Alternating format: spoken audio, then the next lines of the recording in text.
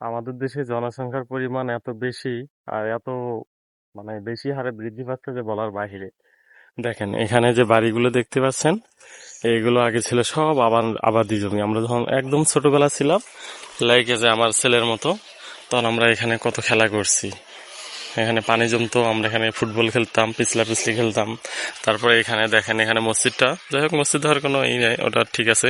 কিন্তু এখানে দেখেন এই বাড়িটা, কোথায় বাড়িটা করছে। তারপর ওই যে সামনে দেখতেছেন নতুন মাটি কাটছে, ওখানে বাড়ি করার জন্য এইভাবেই করছে। ঠিক আছে। আসলে মানুষ চাইলেই কিন্তু তাদের যে বাপ সম্পত্তির যে জায়গাটা আছে, এখানেই 2 তলা 3 তলা বিল্ডিং করে এক একজন যে ভাই আছে তারা এক এক বিল্ডিং এক এক তলা নিয়ে থাকতে পারে। কিন্তু আসলে তারা সেটা করবে না। ঠিক আছে। আমাদের দেশের মানুষ হচ্ছে হিংসা, হিংসা এরা। এরা এখন কি করবে, এদের কাজ হচ্ছে যে আমরা আলাদা আলাদা থাকবো, একসঙ্গে থাকবো না। ঠিক আছে। এই এই মন মানসিকতাটার জন্যই আসলে আবাদি জমিগুলো আমাদের এভাবে নষ্ট হচ্ছে।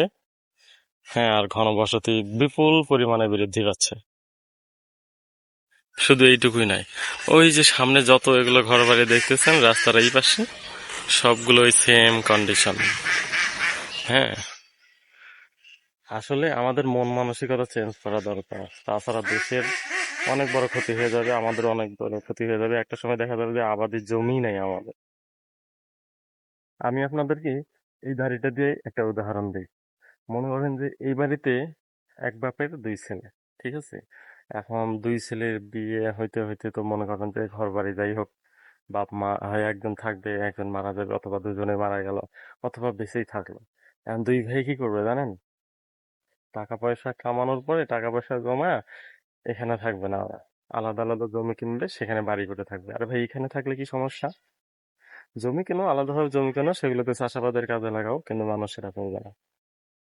এখানেই যে 2 ভাই যেই জমি কিনবে, যেই টাকা দিয়ে জমি কিনবে বা বাড়ি করবে অন্য জায়গায়, সেই টাকা দিয়ে কিন্তু এখানে 2 তলা 3 তলা 4 তলা বাড়ি করে এখানেই কিন্তু তারা থাকতে পারে। আমাদের আবাদি জমিগুলো সুরক্ষিত থাকে। কিন্তু আসলে মানুষ, আমাদের দেশের মানুষ অন্যরকম মন মানসিকতা তাদের।